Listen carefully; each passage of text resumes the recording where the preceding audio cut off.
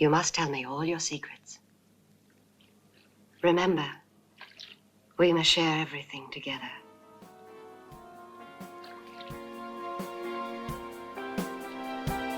Everything.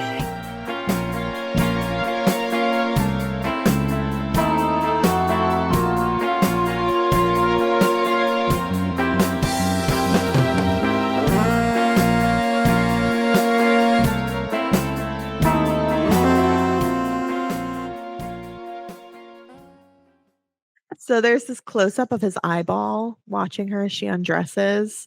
And you noted that the next close up of an eye is a lifeless one. Mm-hmm. So this is like we see his eye moving. And it's really interesting that, very shortly, the next eye is just very stationary. We also see it like from the side, which I think is interesting. It's like this profile shot. Like we never see it like in a lot of horror movies when there's like Peeping Tom, the camera is not a POV shot, but it's looking at the eye. You know, it's sort of like a floating POV, no one in particular. You're like there with him. And it sort of reminded me of the scene in Blue Velvet when you're like in the closet with Kyle MacLachlan's character and you're like brought along because you're next to him. You see him in profile, like you're watching him watch her, but then the camera switches to his POV and then suddenly you are him and you're watching her. And that switch back and forth implicates the audience into the voyeurism. Mm-hmm. And it's threatening and it's scary. It's extra scary because until this moment you've been with her. This is the first time the camera leaves you with Norman. Right. And so now you're alone with this person that you're like, oh, wait a second. I was just thinking about how cute he was and how sweet he was. And now he has a secret people. And his acting is so good. There's like this shame and delight and self-hatred. Yeah. It's lots of little micro expressions. Mm-hmm. Really impressive. So Norman goes back up to the house and we see him sitting dejected at his little kitchen table. He doesn't want to go up and see Mother. Right? It's you see him start for the stairs and then but he's like, and still though going to the domestic space where he feels safer, right? Going to the kitchen, not to the bedroom, which is sexual. And now we have the Marion in her motel room and she rips up this piece of paper that she was like doing some money calculations on and flushes it. And this was an infamous scene. Mm-hmm. Yeah, this is a scene that people will look over now because it doesn't mean anything to us. But at the time, they had never shown a toilet on screen before, much less a flushing toilet, much less a woman flushing a toilet. That means that she has bodily excretions. and Heaven forbid. They're too precious, obviously. And of course, we don't see her actually going to the bathroom, but just the implication that she would be touching a toilet where the dirty things happen was very disturbing to the censors. And they were like, you have to cut this out.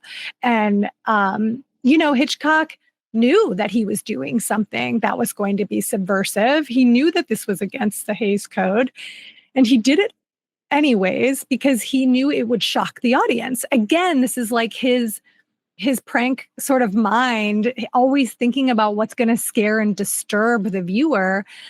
He knows that this is going to heighten things in this moment before it becomes like the most disturbing moment of the film.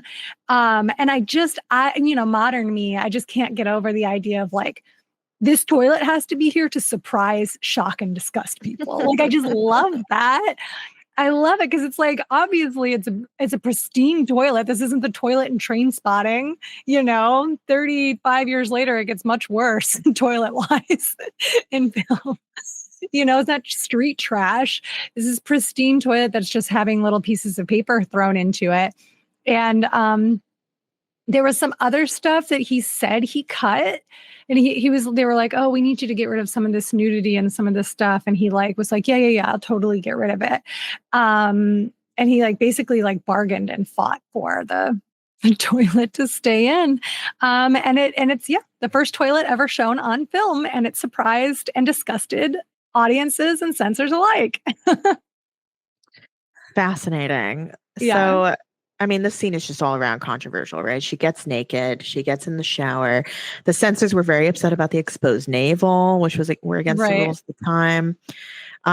The water was ice cold to make Janet Leigh uncomfortable for real. She called it a real life nightmare. And she It's said it not felt like she was really necessary. being murdered.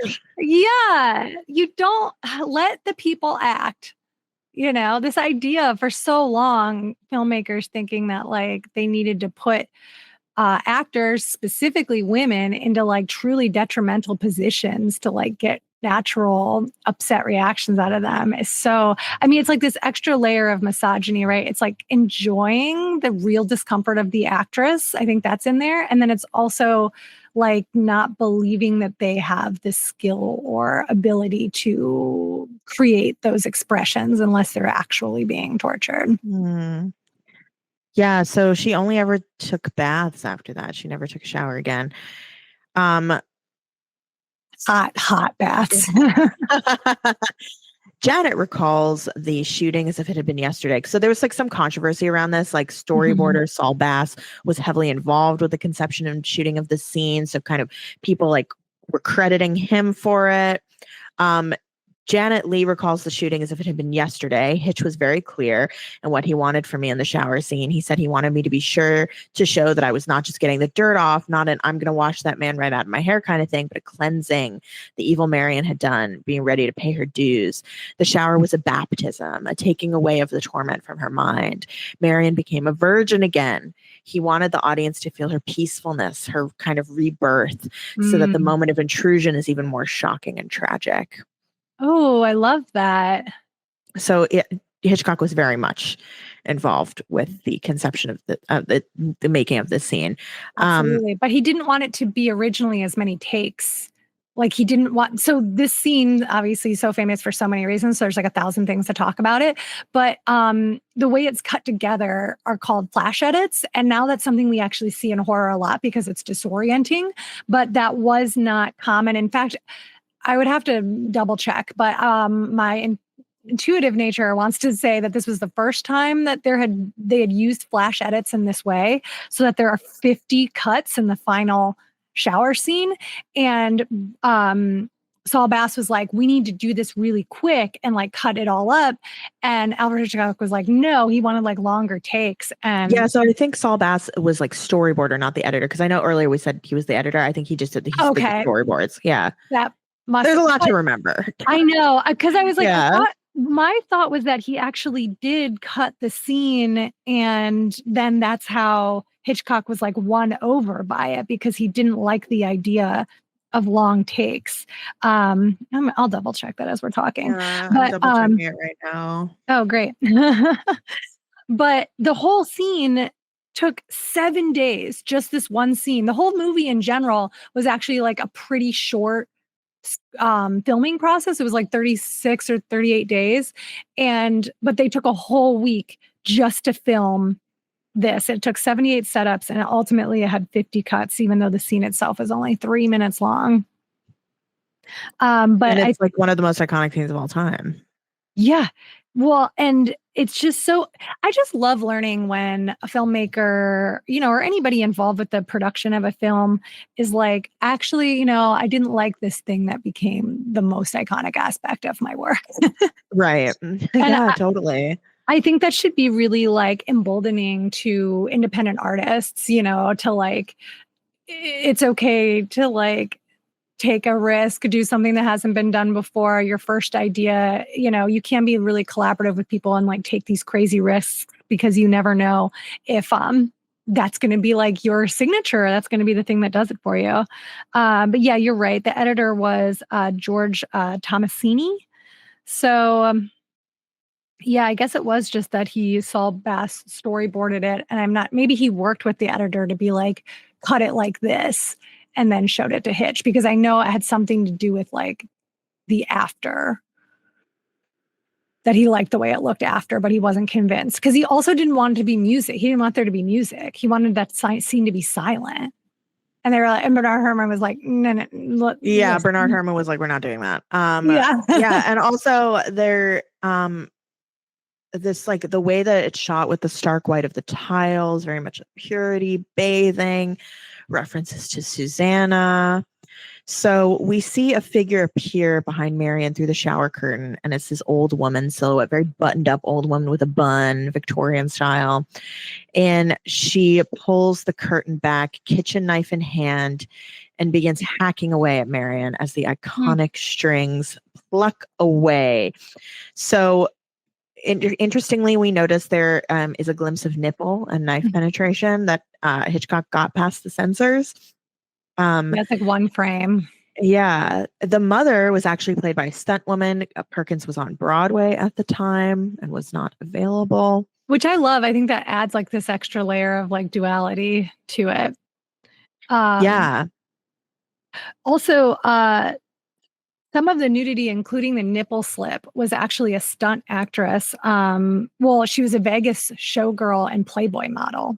Ooh. I can't remember her name off the top of my head. I'm sorry, darling. But I thought that was really interesting because well, again, this is unconfirmed, but the story was that Hitchcock was like, I want you to shoot this nude. And Janet Leigh was like, absolutely not. And that he like kind of pushed her and she's like, I'm not doing a nude. And then they end up going with like the moleskin kind of glued over her nipples and, pussy area.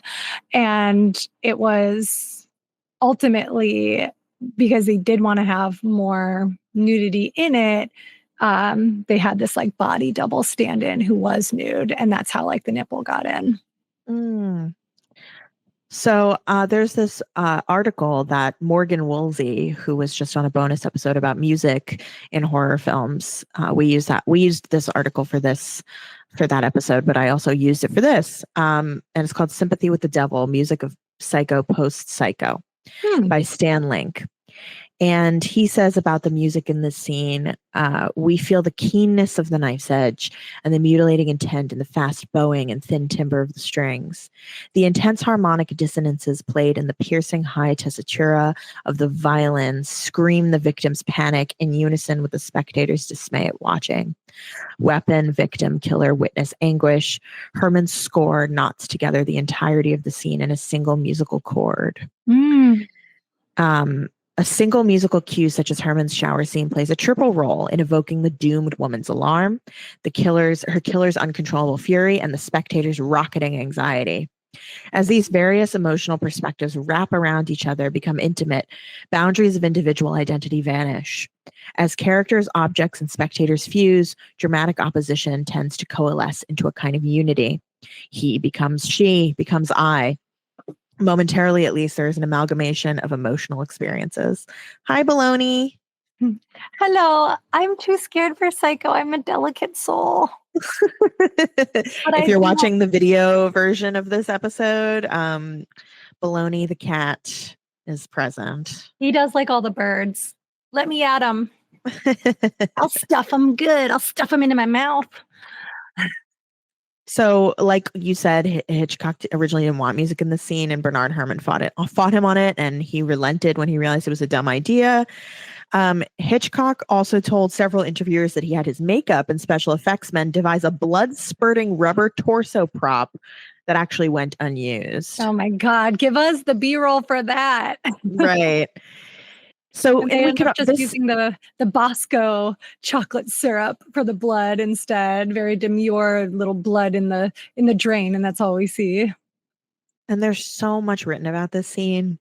You could have a whole episode just about this scene. It's been talked about as a metaphor for rape. Or parody of rape. Carol Clover talks about that in Men, Women, and Chainsaws, of the knife as a phallic penetrating object. Barbara Creed talks about the knife as like the beak of a bird. Oh, that's really interesting. Mm-hmm. Ooh, I love that. Yeah, and as this castrating agent of mother. So Marion dies slowly and in agony in the shower, and it's very beautiful and scary. And in her last moments of life, she pulls the shower curtain off the rings. She flops halfway out of the bath, her blood swirling in the drain of the shower. And there's this close-up of the drain and the close-up of her lifeless eye. And the water on her face looks like tears. Yeah, it's a really chilling moment. I think it's very scary, that part at the end. The stabbing, obviously, but I think that's a scene that a lot of people unfortunately have seen, even if they haven't seen the movie. But like, God, that moment of her falling over the tub is so sad, you know? Yeah, and we're like, oh my God, the main character is dead. I know, just God, take me back. Just the time machine, seeing that in the theater and not knowing what was going to happen. God, the guy we keep referencing, who did the commentary on the Blu-ray and who wrote the book on the making Stephen of. Rebello. Yes, yeah. Rebello. He recounts watching it in the theater as a kid, which I just love. And I'm like, oh, you were meant to see this film. And in a little bit, we can talk about what the anecdote that he gives. It's really funny. It's coming up in the next scene. Oh, but I do want to say too that Janet Leigh here, she really was holding her eye open. Like every time I watch it, I'm like, how did they do this? Because she doesn't look like she's moving at all. And she was holding her breath and holding her eye open. And another instance of Alma being very involved in the making of this film, she's watching this scene and she was like, there, she blinks. And Hitch is like, no, she doesn't blink. We've watched this like 100 times. Like dozens of people have watched this. Like there's no blink. And she's like, there's a blink. And she like slows down the frames and like shows where this one blink happens. And Hitch takes that frame out and replaces it with a still. So that it's like not, of course, not blinking. Wow. So there is just one moment where there's that little trick, but it's truly just one frame. And the rest of the time she is just holding her eye open and holding her breath. So the camera moves out of the bathroom and frames the money next to the bed. And then it moves to the house outside cabin one's window. And we hear Norman yelling, "Oh God, mother, blood, blood." Blood, so much blood. I love the way he says that line. And he comes running out of the house and into the cabin, and he sees Marion's body, and he covers his mouth in horror, knocking some bird off the wall. Mm-hmm. What will Norman do? He gets to work. He knows what to do. He's probably done this before. So we are with Norman now throughout this arduous task of cleaning up the murder and disposing of the body. Which is so crazy because it's like, wait a second, he's not the character. She's the character. Right. He's fully the main character now. Mm-hmm. So far, we've been exclusively with Marion and her POV, but now we're with him, which reeks of gender. Mm-hmm. And Stephen Rebello said when he watched this movie with an audience in 1960, there were these two women behind him that were like, he's such a good boy. Like, they don't know because it's like truly 1960 and it's like a bunch of women being like, wow, he's cleaning up after his mom, he's helping her, mama's little helper, so good. It's so sick. I was like, oh my God, it's the movie in real life. Like, right, totally. Is it's not good that this adult man is still living at home with his mother. Like, right. All the moms in the audience were like, this is what I want for my little boy. Killing the main character off before Act 2 was genuinely shocking. It never really been seen before in a film. And Hitchcock also leveraged this gimmick. Like we said at the beginning of the episode, he wouldn't let people, he really didn't want people to come into the film after it started, so wouldn't give this away. Mm-hmm. Gimmicks had been popular in the prior 10 years of horror cinema because of William Castle, like you said. And so this was this groundbreaking twist. It's since been emulated in many horror films, like you said already, Lucé, like in Scream. So I also wonder in the next bit, he's dragging her body out of the bathroom. And I was wondering if this was shocking as well. It's got to be. It's like graphic, right? Yeah. He wraps her in the shower curtain. A death shroud. A death shroud, right? I said in my notes, it's Christ shroud. Ooh. and like back in white again. Marion is once again innocent in death. Would there have been a way for a woman to get her good name back at this time after this major of a crime? Only through death. He's washes blood off his hands, which recalls Pilate washing his hands of Christ's blood, but also Lady Macbeth, or Macbeth washing his hands. He's washing away the guilt of the crime. And so this is like before DNA evidence, I guess. So, which I actually don't know the history of really. So like, no, it is. Yeah. No, it is. Because it's just like, there was no like, oh, you bleached it? Okay. Right.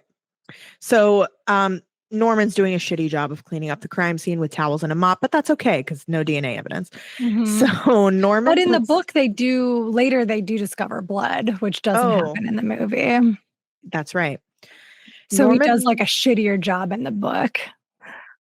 Norman puts Marion's body in the trunk of her own car. There's something so violating about that. I know. It's so sad. And he shoves her stuff in her suitcase, but doesn't notice the money wrapped in the newspaper by the bed. He finally notices it and throws it in the trunk, never the wiser about that $40K. It's crazy. So in this moment, the whole movie has been about the $40K, has been about this crime, has been this like noir-esque mystery. And now it just disappears. It means nothing. It was a MacGuffin. Yeah, but it's so wild because you're like, oh, well, maybe he's going to take the money. And like the whole time he's been talking about how nobody comes to this motel anymore. And it's the highway. The new highway has caused all the traffic to go that way. They're not on the old country road. Maybe he'll start a new hotel. There's like all this stuff that you think of in like a minute when he picks up the newspaper and you're like, well, he's going to open it and find the money. And then nope. He throws the newspaper in the trunk as if it is just a newspaper and closes it, and suddenly none of it matters anymore. Now what is the movie going to be about? Right. So Norman pushes Marion's car into this like swamp on the Bates property and washes it as it sinks as he's eating his candy. It stops sinking for a moment and he panics, but then the car disappears into the swamp and he smiles. And this is an incredible scene because the way that, I don't remember if this was in the commentary or it was somewhere else that I read it, but the way that this is shot. So in this moment, we talked about earlier how like you have been following Marion and we've all been on Marion's side. And then we're sort of like in Norman's side, but we don't want to be, as he's being gross and you're like a part of you experience the killing, but then you're watching the killing and it's very disorienting. But in this scene where he is getting the car to sink, this was a very important turning point then where Hitchcock knew that you had to get the audience on Norman's side or you wouldn't be able to watch or enjoy the rest of the film. Like he still needed Norman to be sympathetic because at this point we don't know that Norman's the killer, right? So it's like we need to be on his side. So it does a great thing with the POV shot again, where you're watching Norman sink the car, but then suddenly you're watching it from his perspective. And the car, it's on like a hydraulic system when it's being like, sunk on the movie set. And they stop it so that the car is just right above the surface. And it is supposed to give the audience the feeling of like, oh no, the car stopped. And that's what he was going for. And if he was able to get that across, if the audience would feel that, and because it holds for a few minutes, and then it switches over to Norman's face and Norman looks worried, and then it switches back to the POV again.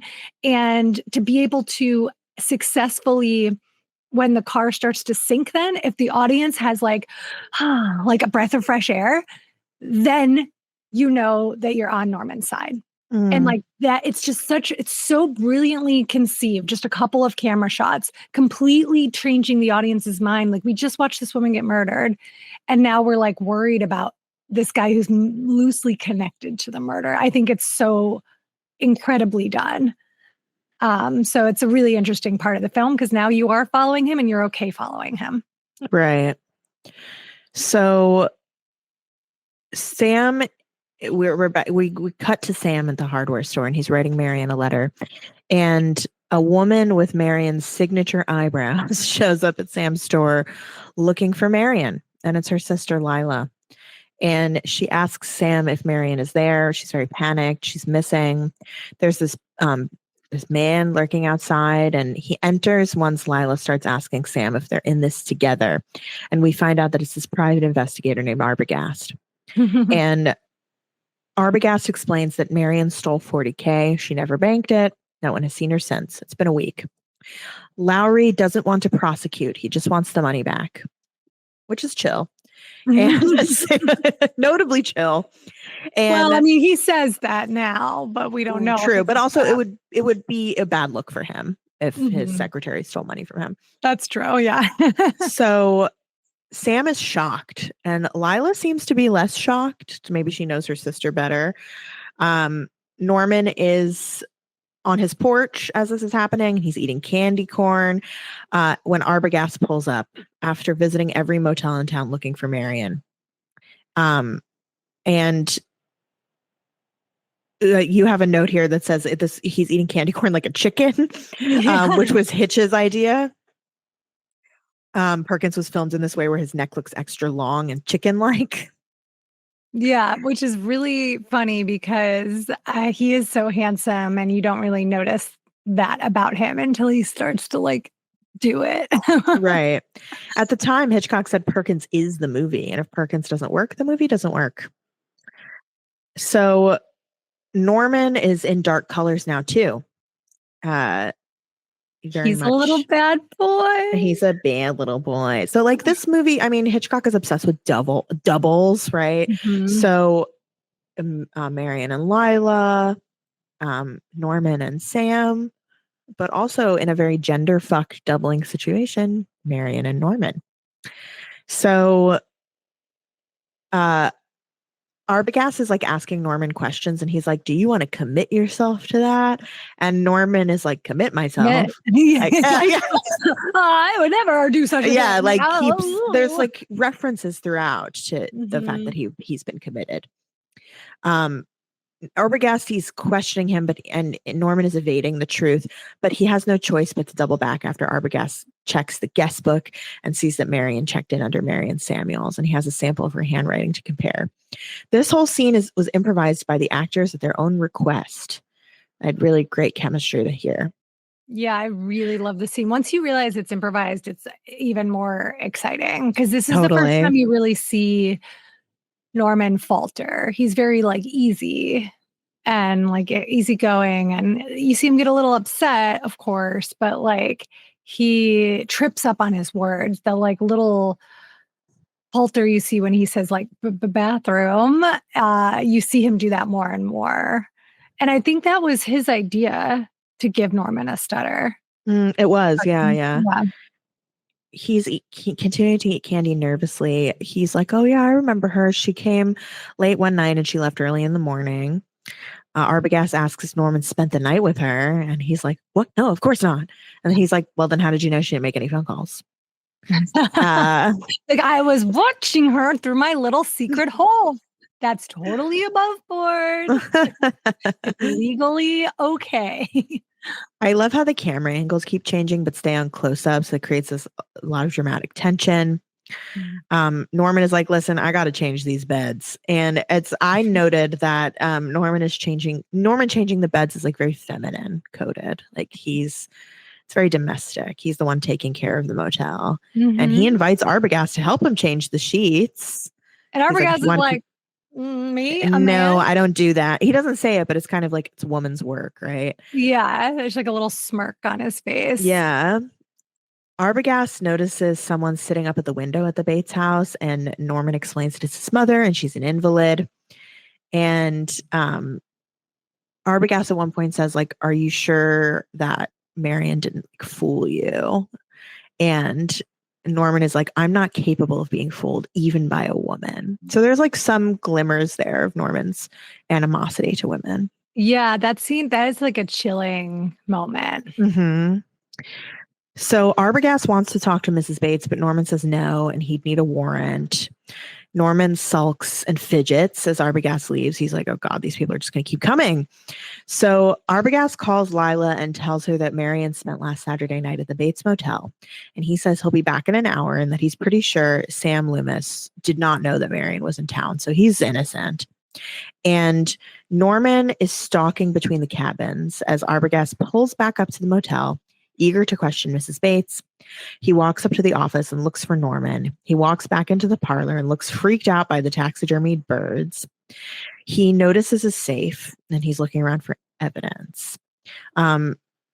Taxidermy was shocking at the time. That was something that was considered very creepy and disturbing and not talked about. I think that's so interesting because, like, it's I creepy, think that's still but true. Like, I think people are still freaked out by that stuff. yeah, maybe people we don't know.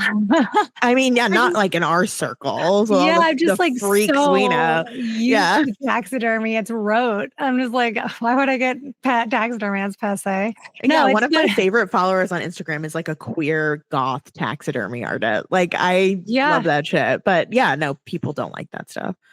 I mean, it's so interesting remembering the other world.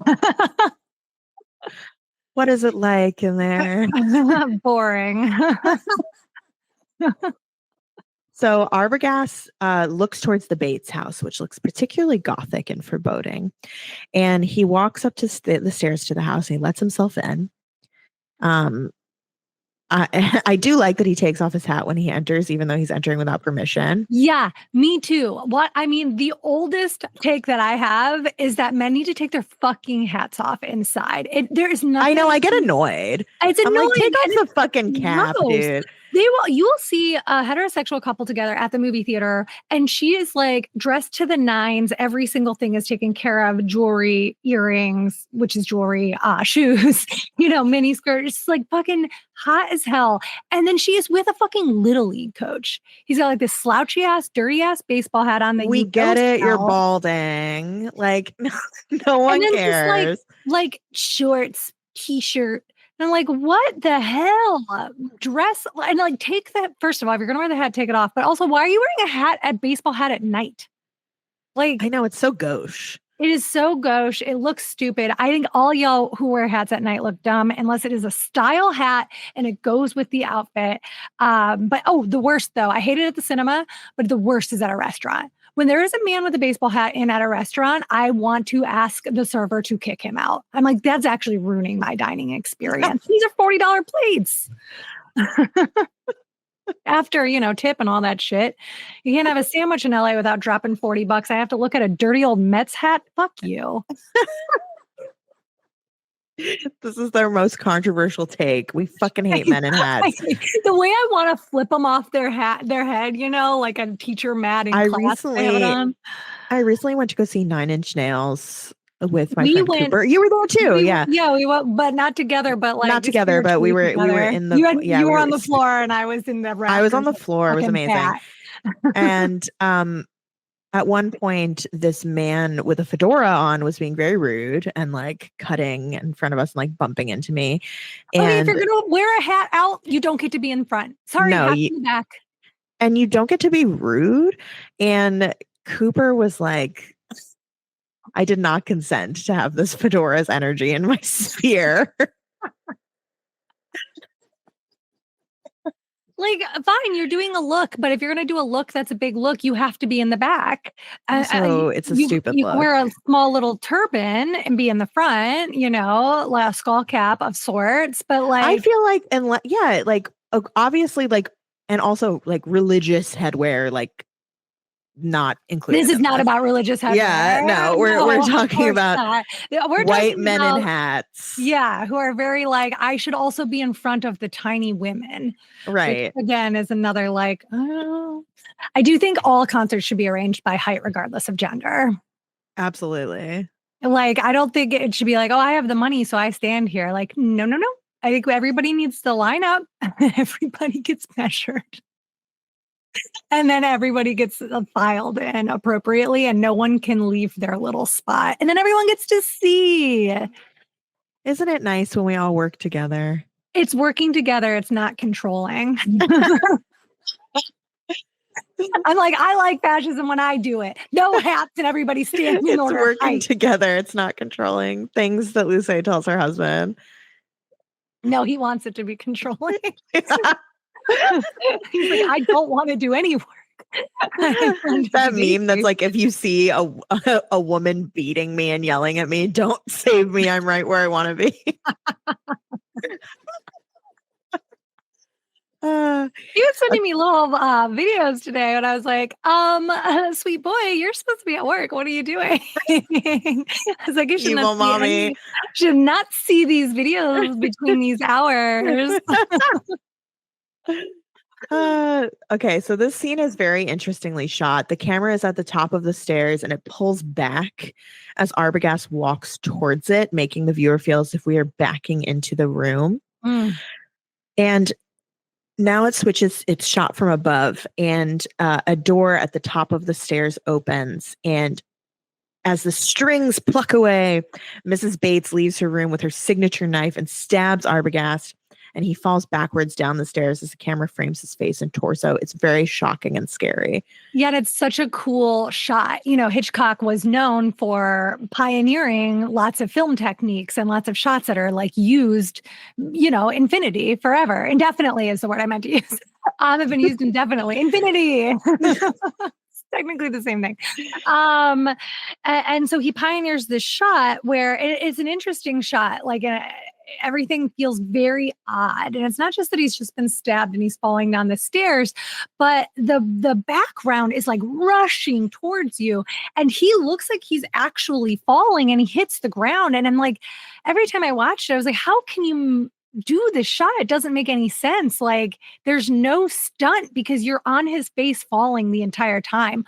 Well, what they did is they filmed the camera, filmed falling down, standing, nobody there, but like camera going down and like hitting the ground. So like, whatever this is, you can see it on video. Yeah, following, going towards the floor, right?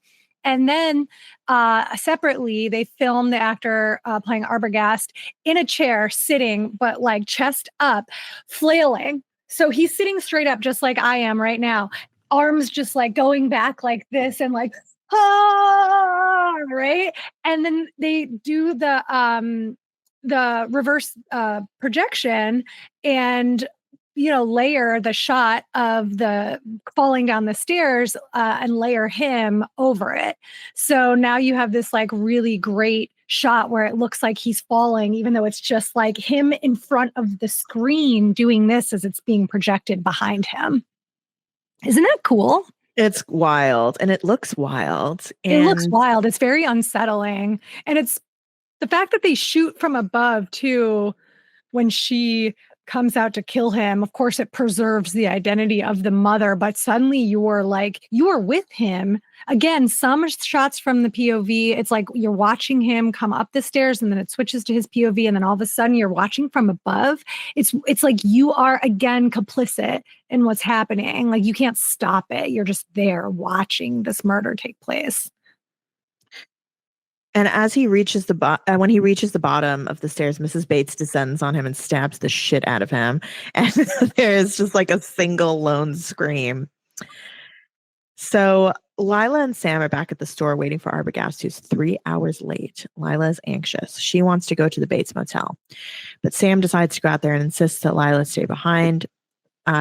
We see this shot of Norman looking at the swamp. We know that Arbogast's body and car are in there. He's like, back at the swamp. I've never wanted to spend this much time at the swamp. He's looking like notably tired. He's like, okay, how many more people am I gonna have to kill? Yeah, the cute boy charm, the like glint from is in his eye is gone. There's this ominous, shadowy shot of Norman as he hears Sam calling for Arbogast. Sam goes back to the store and says that there was no one there except a sick old lady who was unwilling or unable to answer the door. Lila and Sam go to the sheriff's house in the night and explain what's going on.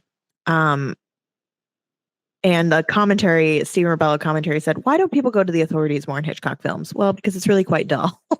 I love that line. Yeah. Hitch doesn't trust the authorities. Right. Which I think is interesting. The sheriff's wife knows Norman Bates and looks horrified when Sam mentions that there's no one at the motel but his mother, because he's like, there's a woman there. And she's like, Norman took a wife? And they're like, no, it's his mom. And she's like, what? Then the sheriff, he has this great line that's like straight out of like an Alvin Schwartz scary stories to tell in the dark. Yes. He's like, his mother's been dead for 25 years. Yeah. Like, so the sheriff is dismissing Lila, and he's like, Arbogast probably took off after the money and like fucked you guys over. Mm-hmm. And at Lila's insistence, the sheriff calls Norman and asks if Arbogast stop by, and Norman plays dumb. But then the sheriff tells Lila and Sam that Mrs. Bates has been dead and buried for 10 years. 10 years, that's what it is. And he says that Mrs. Bates poisoned her boyfriend when she found out he was married and then killed herself. And Norman found them dead together in bed. And maybe that's why he had to go to the insane asylum, we're thinking, right? Mm-hmm. So Lila and Sam insist that there's a woman at the Bates house. And the sheriff says, then who was that woman buried out in Green Lawn Cemetery? Oh, which is so great. I love that. It's so like, ooh, classic, creepy horror film. Mm-hmm. Norman is back at the house. He sashays up the stairs to talk to his mother. It's very gay. That's true. And then that's the scene. He asked Hitch like if he should, that was like his idea, Perkins, to like sway his hips, which again, I'm like, damn, he's so brave. It's really brave that he did this. Yeah. It's very brave. Really subtle nods to us, definitely very subtle, right? But like at the time, people were like, oh my God, he's being a woman. Which like think, the most disgusting thing you can be. Yeah, I can't think of anything worse. In pants, nonetheless. People always glibly remark how we live in the worst timeline because things aren't really a hoot right now. But like at least men get to sashay, Yeah, at least men get to be fruity. Which we'll get to. Yeah. I have so much to say. The camera's at the foot of the stairs and watches him go up. Unlike Arbogast, when we saw him from the top of the stairs, we hear Norman and his mother arguing, but we don't see them. And the camera slowly moves upstairs. And his mother is like, he's like, I have to take you down to the fruit cellar. And his mother's like, I'm not going in the fruit cellar. You think I'm fruity, huh? And there's a double meaning here. And Lucé looked into this. So tell us about the double meaning. Okay. I am obsessed with this. I've been telling everybody about it. So it's interesting because like fruity is definitely a word that I feel like has been starting to be reclaimed again by the queer community. And when I was growing up, it was just like, in the 90s and the 2000s, it was like a derisive thing that people called each other. Just like saying you're gay. They'd be like, that's so fruity. You look fruity. They called rollerblades fruit boots. Rollerblades were pretty popular in my neighborhood with, I guess, boys they thought were fruity. Cool masculine boys skateboarded, and then gay little boys rollerbladed. But the history behind it is quite interesting because fruity was actually a term that was made up by the queer community. In fact, circus performers and sex workers and burlesque performers and everybody who was sort of in the margins in the like late 1800s kind of world in Britain. And so it was like a little, queenie thing that they would say to each other, like, oh, you're being fruity, you're such a fruit. And so it was queer language used in this very specific world until World War II, when, American GIs are going over to Britain and they are, hiring sex workers and they're in brothels and they are, around more subversive people than they've ever been around before. And these GIs learn this language and they take it back to America with them, like so many phrases. And it's an interesting way that language moved throughout the mid-century, in the beginning of the 1900s as well with World War I. But like these giant world wars did bring so much language over to the States. And fruity was one of those terms that then they started using derisively against gay people, taken from the gay community, used by straight people. And so now we're in the mid-century, and at this time, being gay also was, considered to be, you're insane, you're mentally ill, this is a disorder, something is very wrong with you, we must hospitalize you, we have to institutionalize you. And so then the term fruity was used to say if somebody was crazy. And then they would call people fruitcakes if they were institutionalized. And then people would call people nuts because nuts are in fruitcake. So there's like this really interesting lineage of these words. So now it's like, when people say nuts, it's essentially from this like legacy of the word fruit, and being related to the idea that if you're crazy, you're gay, and being gay means you're also crazy. So when the mother we think is still a person, a real person at this point, and she's saying, "Do you think I'm fruity?" It's like this double meaning of, at the time, you can say fruity and people thought it meant crazy, right? Because when we were watching it, I was like, fruity? Why? That's such a like clear gay slur. I thought that would be weird to have in a movie in 1960 when everything's supposed to be coded. But by this time, we're talking like, 15, 20 years into it being in America, people are saying fruity to mean crazy. It's completely divorced from queerness, and then comes back into queerness in the 80s, 90s, 2000. And now we're at the point where, straight people aren't really using it against us as a slur as much.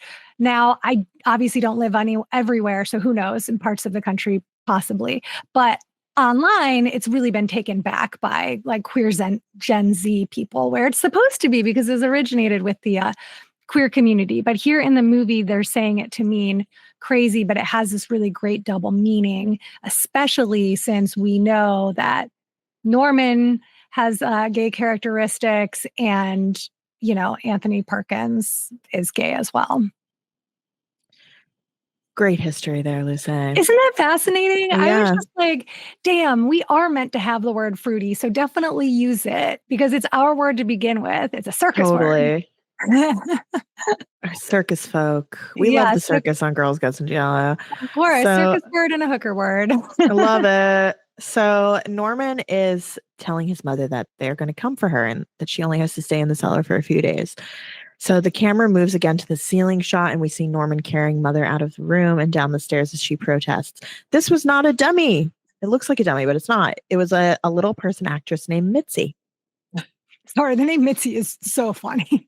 It's so good. Can you imagine a real person being named Mitzi now, like a baby Mitzi? Our baby is Mitzi. This is Mitzi. I know of a trans woman named Mitzi. That makes sense. So as a chosen name, it's really fun. But naming a new baby girl Mitzi, I don't know. It's just really funny to me. So Sunday morning at Fairville Church, Lila and Sam meet up with the sheriff and wife, and the sheriff went to see Norman before the service, and he insists that Norman doesn't know anything and that there's no woman at the Bates house. He insists they file a missing persons report, and Lila is not convinced. So Lila decides that her and Sam are going to go to the motel and pretend to be a married couple, and snoop around. So they do this. Norman sees Sam and Lila arrive from his window with a lacy white curtain, and he checks the couple in, and Sam insists on signing the guest book, obviously, because he wants to see if Marian's signature is there. And there's close-ups and tension that mount between Norman and Sam, which is very homoerotic, which we're going to talk about. And Norman is very suspicious of the couple as they walk to their cabin. Lila insists that they need to search cabin 1 where her sister stayed. She proposes that Norman has done something with Marian in order to steal the $40K. They cannot even conceptualize that this would be like a perverse crime. They're like, it's money, it's financial crime. So Lila insists that Arbogast would not have disappeared on them unless he was stopped. She's like, he liked me. I just don't feel like that's true. I don't think he's a crook. So Sam and Lila snoop around the cabin. They notice there's no shower curtain. Lila sees the paper scraps in the toilet and sees that it was math concerning the $40K and Marian's handwriting. Lila wants to go up to the house to talk to Mrs. Bates while Sam distracts Norman. So Sam instructs Lila that if she gets anything out of the mother, don't stop to tell him, just go back to town. So this is when we get this very homoerotic moment between Norman and Sam at the door frame, where Did we have any improvisation, or was it just with Arbogast? just with Arbogast. Okay, because This was very scripted. Okay, Yeah, this was like a similar feel to like a push and pull cat and mouse feel, so I wasn't sure. So Sam and Norman are in the office and they're talking about loneliness and going nuts. And David Grevin's book, Psychosexual, the whole chapter is about this scene. And Sam says the line, "You're alone here, aren't you? It would drive me crazy." And David Grevin says this is more than sexually suggestive. It's downright cruisy. Ooh, And I love yeah, that. Like, oh, we're alone now. That's true. I right. mean, the one woman doesn't exist, and the other woman is off to. No, in real Well- life, they'd be blowing each other while Lila was napping in her room or something. Like, I've got this big old hotel and it's totally open, just like me. And this is when we really see that the men are doubles. They're these mirror figures. And Sam is positioned as the man who knows. So David Grevin talks about how, like, in queer subtext, there's like a character who like knows. Sam is positioned who knows this open secret.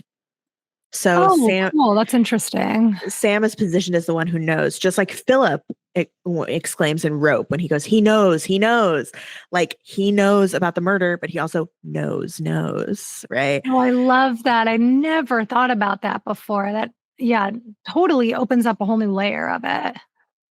David Grevin says, "Indeed, the closet case and the straight interlocutor are the ultimate doubles, each charging their exchanges with myriad levels of intrigue and double meanings.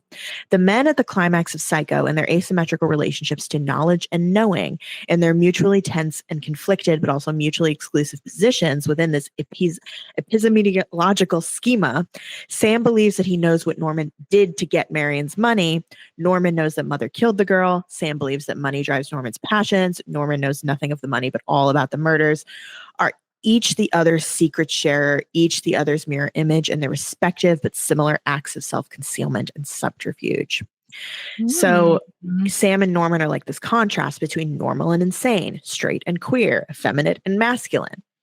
Hitchcock draws our attention to the physical similarities between Gavin and Perkins in order to undermine our assumptions about what makes one man sane, the other psychotic, one sexually normative, the other non-normative. It is precisely the splitting of male identity, this conflict between men and their queer doubles, that will take on a powerful and endlessly revised life in the new Hollywood. So David Grevin is saying, like, it's not that Hitchcock is like, one of these guys is normal and the other guy is a queer. He's saying, like, what is the difference really? Like, he's complicating all of those things by using this idea of the double. Grevin also says, in staging a conflict between normal and perverse types of masculinity, Hitchcock stages a conflict between the idea of heterosexuality as normative and therefore desirable, and queerness as non-normative and therefore undesirable to the point of being loathsome. In staging these conflicts, Hitchcock questions the foundational ideas and biases that undergird them, problematizing what is and is not desirable as he calls attention to the fissures and instabilities within normative models of sexuality and gender, the crazy cracks in the edifices of the normal. Psycho is a queer film in its challenge to normative regimes of sexual order. Absolutely. Love. Yeah, so well written. Great book. So Lila enters the house and goes into Mrs. Bates's room, which has this horrible dent in the bed. And in Hitchcock's motif, Michael Walker says the bed is the site for registering the terrors of the inner world of the protagonist. Oh my God. Why is that like, I like that. Yeah. So there's this cool sink in the bedroom. It's very old fashioned. It's very old fashioned room.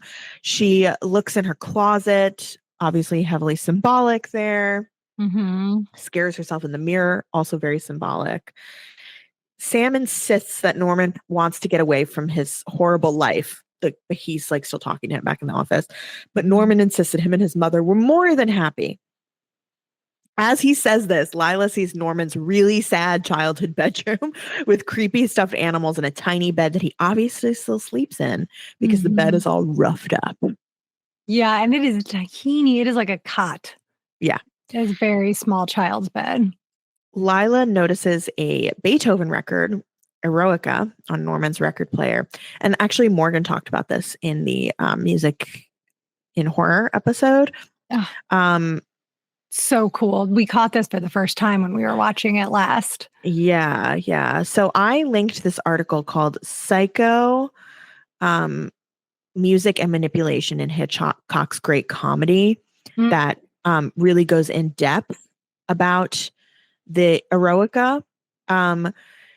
Beethoven originally envisioned the symphony as a tribute to Napoleon, hence the heroic moniker, although the composer had a change of heart after Bonaparte declared himself emperor. There's much speculation as to the meaning of this piece in Norman's room. One theory is that Hitchcock intended the audience would misread the title of the piece as erotica, thus planting a subliminal notion in the minds of the audience. In the novel, Norman collects pornography, something that would have been difficult to show on screen in 1960. The film is already drenched in sex, from post-coital Marion and her white bra in the opening scene to her black bra as she decides to steal the money, as if dressing for her execution later that day, even up to and including her not quite naked flesh in the vicious shower scene. Indeed, Psycho explores the interconnectivity of sex and violence in disturbing and blatant ways. Another theory is that Hermann's score was influenced musically by Beethoven's Third Symphony. The Eroica begins with two forceful staccato E-flat chords, which grab our attention and bear a strong similarity in tone and feel to Hermann's opening. Hermann uses a B-flat minor major seventh chord to open. By adding a flatted third to the major seventh, he creates a minor major ambiguity and unease. So yeah, he basically goes into detail about why the Beethoven symphony Eroica is similar to the Hermann score. That's really fascinating. I love that people can understand music like that. I know. I'm like, what? Yeah. Like, I love when the drums go bang, bang, bang. I could talk about film in such like depth and eloquence, and then you put music on, and I'm like, oh, cool voice on that guy. Like, I want to learn about it, but music is mathy. It like, and I said this in my episode too. Oh, really? Yeah, I need to listen to it still. Yeah, Morgan said this. I said the same thing to Morgan. So Sam is still pressing Norman. There's a struggle, and Norman hits him over the head with a ceramic item. Norman runs up to the house to get Lila, and Lila hides on the basement stairwell. And she goes down into the fruit cellar and sees an old woman sitting in a chair. And she walks towards her and turns the chair around, revealing that Mrs. Bates is a corpse in a wig. This was probably insane in 1960. I do remember this part scaring me. Even though I knew that she was dead, I wasn't expecting her face to look like it looked. It's a very weird idea of a corpse. I do not like it. It's scary. Very scary still, I think. And you know what? Speaking of, I keep bringing this up because I just think it's interesting. Hitchcock has talked about how he didn't think of this as like a serious film when it's obviously like so serious, but he thinks there's like a lot of like really playful, silly like moments in it, which like, he's unhinged. Okay. Yeah. But, in trying to figure out, like, there were either like 2 or 3 different versions of the mother, and they couldn't figure out like which one to use. So his like pranky side came out, and because Janet Leigh was like notoriously very like jumpy and easy to scare, throughout production, they would hide the different corpses of the mother in her trailer, in her makeup room, in the car when she would get into the Plymouth, as Marion. At craft services, they put the head under one of those like dishes, a hot dish that you lift up and scoop potatoes or something out of. But they put it in the dish, and Hitch was like, "Can you get me some chicken wings or whatever?" And she opens up the dish, and there's just like the head in there. Oh my God. So they like tortured her because she would scream every time. So they ended up picking the one that made her scream the most. Crazy. I know, it's unhinged. It's really unhinged. She was torturing so this woman. Scared. I know. And he's like, I made a silly little film. I was like, oh God. The corpse is a significant motif in Hitchcock. Tanya Modilewski discusses the function of the corpse in Psycho and Frenzy in terms of Julia Kristeva's concept of the abject. Air horn. Always talking about the abject. We love the abject. We love Here, the abject. take off a piece She of clothing. argues that the female corpse threatens the male order with pollution. The corpse is one of Kristeva's main examples of the abject. It provokes cultural and individual horror and disgust, symptomatic of our cultural inability to accept the body's eventual rot and decay and its liminal nature. The corpse exists on the borders of life and death. Yeah, it's true. It's really weird to look at a form and see it look like the form that you knew it as living, but now it's like dead and it's contorted and ugly and doesn't have life in it anymore. But it's sort of like when it had life in it. It has all the markings of life. Like, it's very disorienting.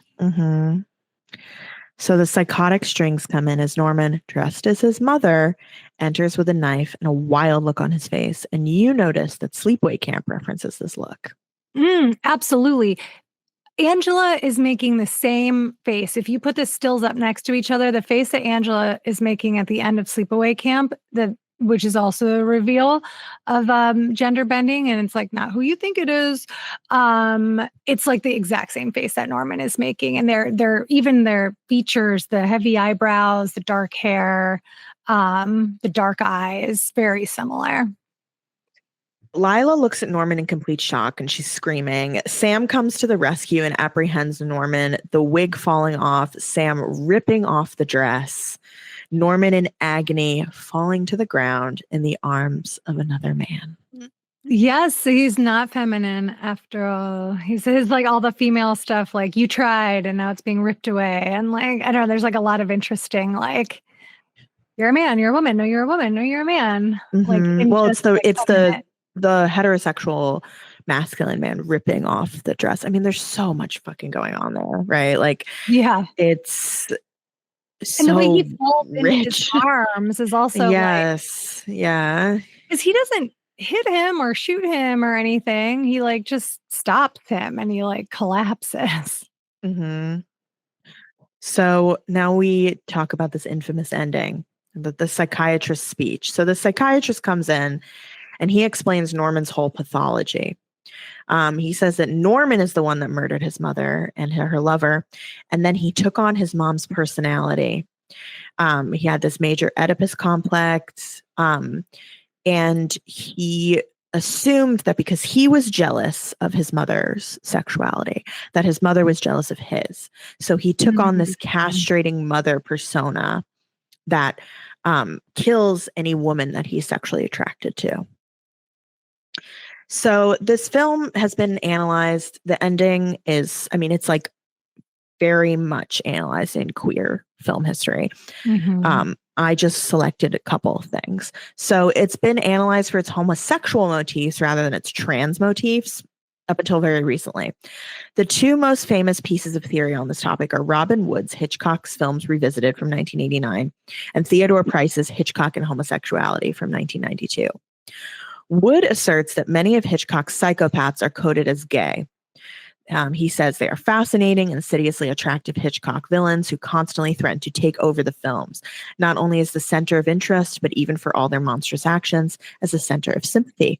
Hitchcock seems to have been ambivalent about these figures.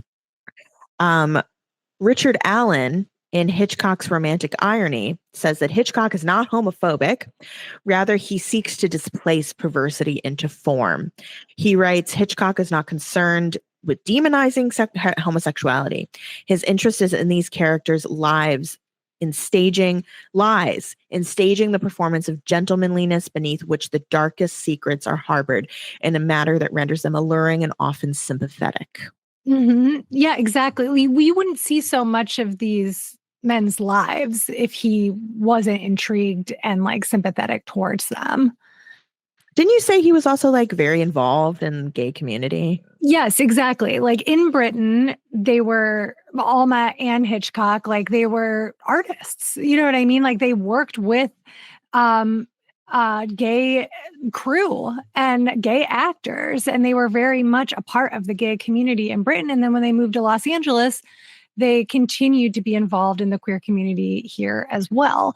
So this was a, they had lots of gay friends. They had people who came to dinner. They had, their parties were, mixed sexuality. Like this is not coming, his movies aren't coming from a place of, judgment or trying to be like, yeah, they're monstrous, they're killers. I would agree 100% with like the last statement that you read there, because all of them are very sympathetic and interesting, and you're following them the whole time. He wants you to be in their mind. He wants you to understand them.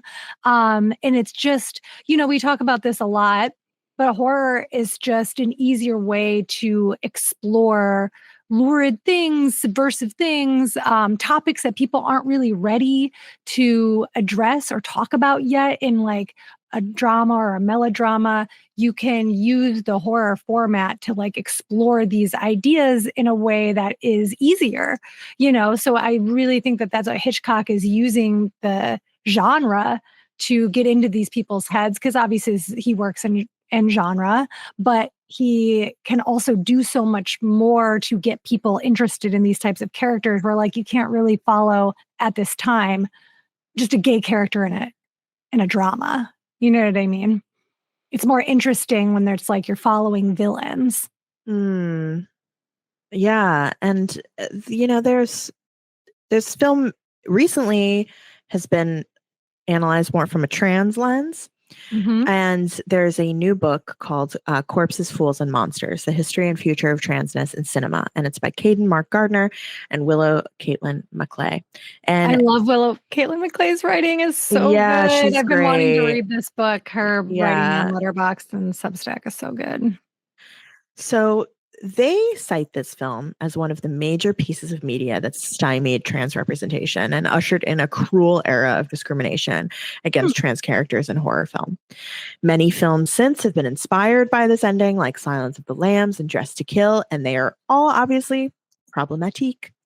Though many of these films have been reclaimed as trans/gay camp by the queer community, they posit that it is undeniable that these representations of transness as monstrous and homicidal, with Psycho as the progenitor, have done historical damage to the image of trans women specifically. And I feel like, as we always talk about on this show, things can be both. It can be, like this very complicated and nuanced understanding at the time of queerness, and also undeniably harmful. Right, because also something that can be progressive at a time, times change, things get more progressive. It's what we are all subject to is our progressive, behavior, or the things that we fight for, like, eventually become not as important anymore and not that progressive. It's, you live long enough to see Sex in the City be called regressive when it was like, oh, but in 1998, right, nobody had ever talked about women masturbating, much less women masturbating on television. Right. It's a mark of a progressive society. Again, despite everything we're facing right now and how scary things are, just the fact that can be seen that way now, when that many years ago it was actually like, whoa, this is actually and not only an ally of the queer community, but like good friends. This is a queer character playing this person, and that's groundbreaking. Right. It's just like, it's part of history and it's part of art, and that's why it's not helpful to categorize art as good and bad and have like a moral, try to like make art moral, because of these different ways to like read it and understand it. Yeah, it's both. It's both, and it's everything at once. And that's part of why it is so fascinating and why we've been talking about it for almost 4 hours. Like, it's there, and it continues to be a rich topic. Like, it is transcendent in that way. This is a film from 1960, and we're still talking about the queer subtext. Like it Mhm. is still interesting. It's still relevant. I think there is also something interesting in here that I'd be curious what you think about. In the movie, the psychiatrist, when he's like breaking it all down and explaining how, this happened, the cops are like, oh, he's a transvestite, right? This, as we said, the terminology of the time. And he's like, no, he's not a transvestite. That's like, Yeah, that's because when people get a quote unquote sexual. transvestite, gets like Yeah. sexual pleasure from dressing as a woman. Yeah, he was actually like, he was like becoming mother. Part of his brain was his mother. He's a split personality, and also something that has been documented poorly in film. What Totally. personalities are. I mean, yes, all of these things, mental illness, queerness, like these are all very misunderstood things historically. And so it comes out in art. But again, at the time, like it was like, oh, well, people aren't really talking about psychology and mental illness, and he's playing with the Oedipal stuff and all the psychology. Like psychology was like a pop phenomenon at the time, right? Like this is around the time that like L. Ron Hubbard is like starting to like hit the scene, and Aleister Crowley, and there's all this like, oh, there's different ways to think about things, like it was thrilling to discuss like mental illness so openly, because it had been something that was so hush hush, and the idea that like things weren't complicated, you were just like a fuck up or you weren't. The complexities of psychology was like just starting to hit the mainstream at this point. And in the book, it's fascinating because they actually do commit to him being a transvestite in the book. Right. They make it very much about that. So I've just been curious about like that change that Hitchcock made towards away from it being like a sexual deviance, which, their words, not mine, and towards, a mental illness. Like, I'm wondering if it was him making a choice that he thought was friendlier. Yeah, maybe he was being progressive. Yeah. And yeah, I mean, these are all things that are still really misunderstood. Like, obviously, trans people are 100%. Trans people and immigrants are like the scapegoats in this in our culture right now. There's so much. I mean, forever. Yeah, forever. Yeah, of course. It's just that's like what America's kind of built on, is like immigrant scapegoating. Oh, 100%. And whereas like gay cis people in the 90s were like this big, and 80s were like this big scapegoat. Like now the focus is really on trans people. Yeah, they're using all the same language, like all the same language. All the tactics around children being targeted by trans people, or by gender affirming surgery and healthcare. All of that is exactly what they leveled at gay people from the 60s or the 70s through the 2000s. Was like, they can't be around children, and they have a medical disorder, and like they're trying to ruin children's brains. Like it literally every single thing that the modern, the journalists and the government, just quotes around everything. I don't believe in any of this anymore. It's all just using the same language and turning them into monsters and boogeymen. That's like, okay, well, I remember you saying this like 1,000 times about 1,000 different people. So none of this could ever hold water, because it's the same fucking line applied anytime it's convenient. Yeah. But I guess my point more generally is like, the gender is still, and the expression of gender is still something that is deeply understood. And also, I can only scratch the surface of this in this podcast as a cis person myself. Like, same. I have a intellectual understanding of these things, but it's not my lived experience. And I see from my perspective, like there's a conflation in the mainstream with trans womanhood, cross-dressers. There's now a lot of conversation about transmaxing, which I feel like is a conspiracy to make trans people look crazy. I am not an expert. I have only like read a few things and seen many TikToks about this, but this is the complexities of gender, and is this a quote unquote transvestite, or is this a transsexual, or the categorization of people, and the conflation of all of these things. Kat Black has a really great TikTok about being a trans woman and like being exposed to cross-dresser culture early in your transition. That makes me think about films like this. There's deep misunderstanding in the mainstream about the differences and connections between these things, and our we have our gender anxieties, and I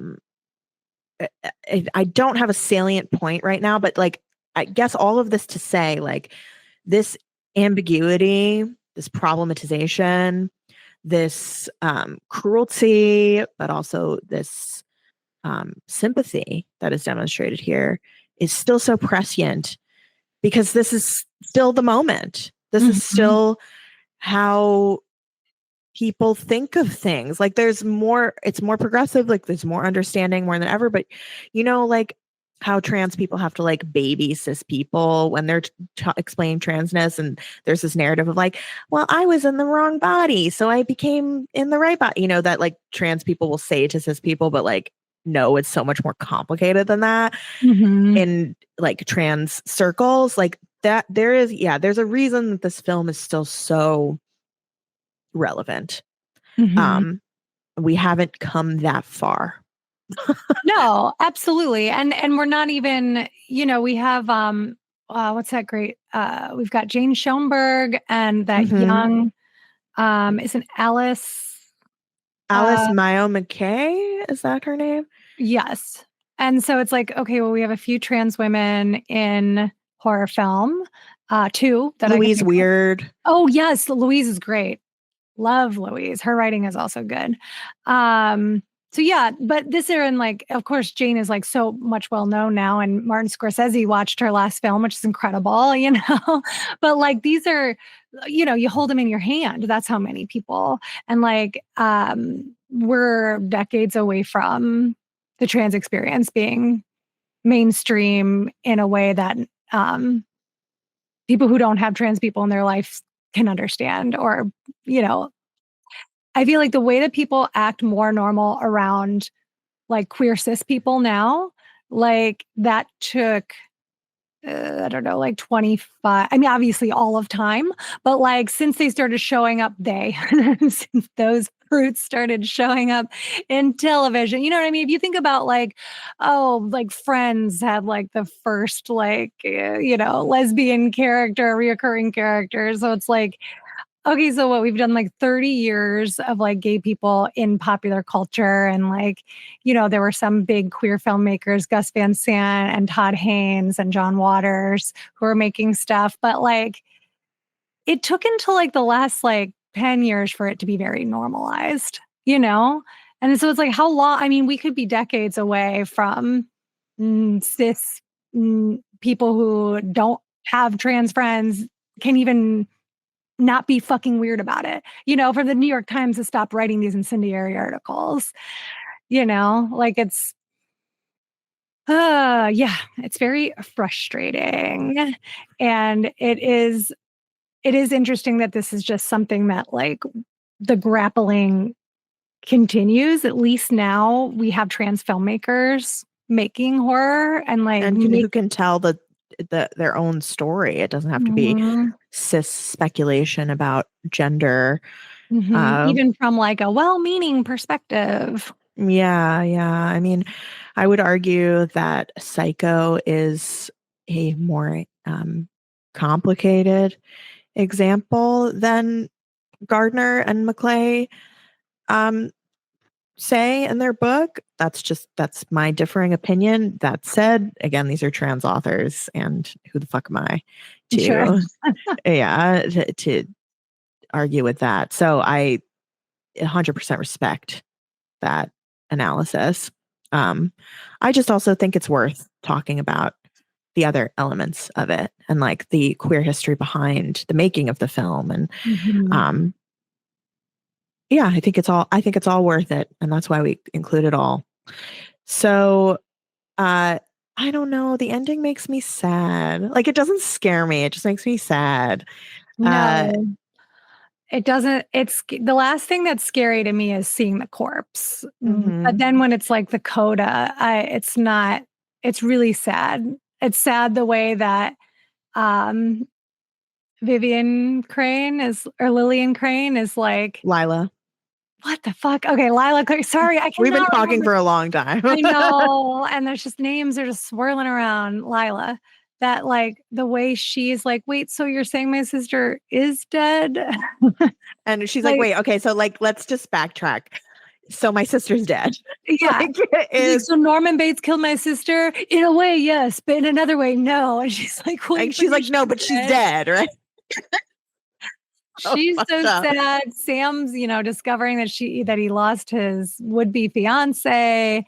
And then, we go to see Norman sitting in this holding cell, this cop enters the room and he's like, he feels a little chill. Can I bring him this blanket? Which is not like what a man would say. Right. Right. And we see the cop gives this blanket and we see Norman and he's in this stark white room and the camera slowly zooms in on his face with Mother's voice in his head. He's fully gone. Mother has fully taken over. And a fly lands on his hand and he says, I'm not even going to kill that fly. And they're watching me and they'll look and they'll say, look at her. She wouldn't even harm a fly. And then he like gives this smile and the corpses of the mother is superimposed on his face. And then we see the car being dragged up from the swamp. Yeah, this the end. Really nice, like soft transition. Mm-hmm. Yeah, it's really sad because like if we just live in the world of the film that's been created, then it's like Norman Bates is gone. He's gone. It's fucked up, dude. Yeah. Like it's really disturbing and really disturbing. And this like abusive parent figure that he had stole and destroyed his life. Like it's a story about an abusive home life. Yeah. Which again, I think to me, it just garners so much sympathy. Like, but I also, I have sympathy for a lot of people in real life that commit crimes because a lot of times they're out of desperation or out of trauma. And like, of course, I care about the people who are killed. But I think a lot of times when there are violent crimes that happen, there's only so many Ed Kempers and Ed Geins and, the rest of them. But like, so a lot of people are just making desperate split-second decisions. And like a lot of tragedies are like, all of it's a tragedy, like tip to tail. And like this story, I think is just such a magnificent tragedy. And that's not how Hitchcock saw it. He didn't set out to make a tragedy, but no, he thought it was funny. Yeah. He was like, silly boy. And like, there are moments of levity in the film for sure, but like, it's not, I will always, I don't know, feel like it is Norman's film. Like, of course, what happens to Janet Leigh's character is horrible and it does have a misogynist point on it. But like, it's just, I just think about this like poor boy who never got to leave home and was like abused by his mother his whole life and eventually completely breaks with reality. So it's kind of nice about Psycho 2 is that he gets out of you find out he was institutionalized, not arrested, and he gets out of the institution and he has like worked through his issues and he wants to be like a contributing member to society and he like wants to be healthy. And I like that. It's one of the few times where I was like, oh, this sequel actually kind of made me feel a little better. Until the end. And we're going to talk about the sequels in a bonus episode. Yes, I had to give a little taste because I love Psycho 2. Lucé, this was amazing. Annie, this was amazing. Is this our longest episode? Are you going to release this as one episode? I don't know. Do you think I should do parts? I mean, maybe, but also like I'm a freak. I always, when you're like, okay, we've got a 4-hour episode, I'm like, hell yeah, I'm buckled in.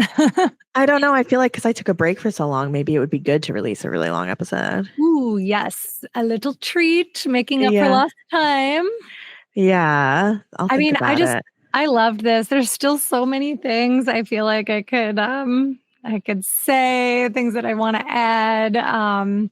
But of course, I think you went through several books and I was like, I haven't had time to read everything. I want to do more research. And you were like, you can always do more research. The research never ends. And I was like, oh, right. Always. So I should have done this at the top of the show, but where can people find you on social media? Yes, Lucé Tomlin-Brenner. I am primarily on Instagram. It's the one I think is the most fun to use. And if it's making me more mentally ill, I can't be there. So I can't do like Threads or Blue Skies or whatever the fuck. I'm on TikTok sometimes, but you can find me on Instagram at LTB Comedy and at It's Always Halloween Podcast, which is on all podcast platforms. And you can follow me on TikTok for I just do silly shit on there. I am a VHS collector and a physical media preservationist, and I manage Videotech, which is one of the last remaining thriving video stores, not just in Los Angeles, but in the world. I've been in 3 documentaries about physical media preservation and the importance of video stores. So I'm a huge video store obsessive devotee. It's the main job I've been doing my whole life, other than comedy. So a lot of my stuff that's on my TikTok is about VHS and video stores. So I'm Halloween on VHS on TikTok, LTB Comedy, and It's Always Halloween podcast on Instagram. And you can find me at Videotech. I regularly perform as a comic around Los Angeles, and you can listen to It's Always Halloween.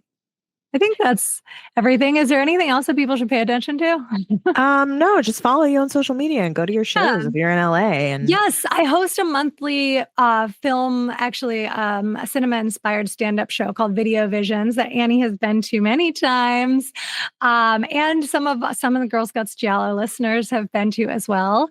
We got some fans coming up to us. I know, it's been fun. I screen surprise clips from films following a different theme every month to 6 comedians who don't know what the films are going to be. And everybody gets their own clip, and then they have to improvise an original stand-up set based off of what they see in the films. And it's great. It's a confluence of comedy and cinema, which are my 2 favorite things. And my co-host, Ellie Race-Moore, is not really a horror person or a subversive film person. So I like to surprise her with really bawdy, crazy clips every month. And you probably know where to find me, but I'm on Instagram at Girls Guts Giallo. I'm on TikTok at Girls Guts Giallo.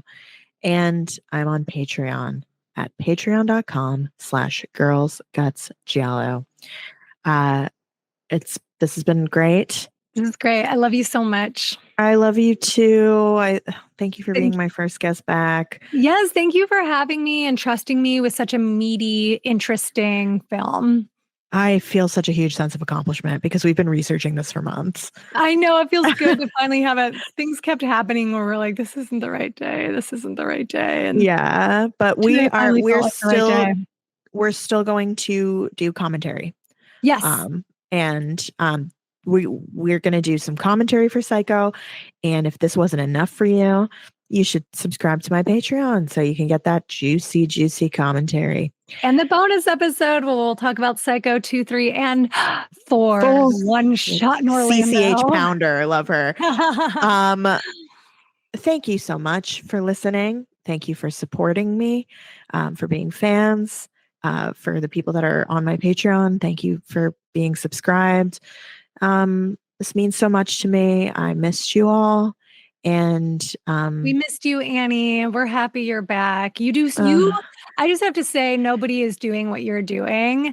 And the amount that you are so dedicated to not just film, subversive film, forgettable film that people have written off for decades, and the way that you bring such interesting, intellectual, critical light to it is helping preserve these films and getting all new people interested in them that didn't know that these films A, existed, or B, mattered.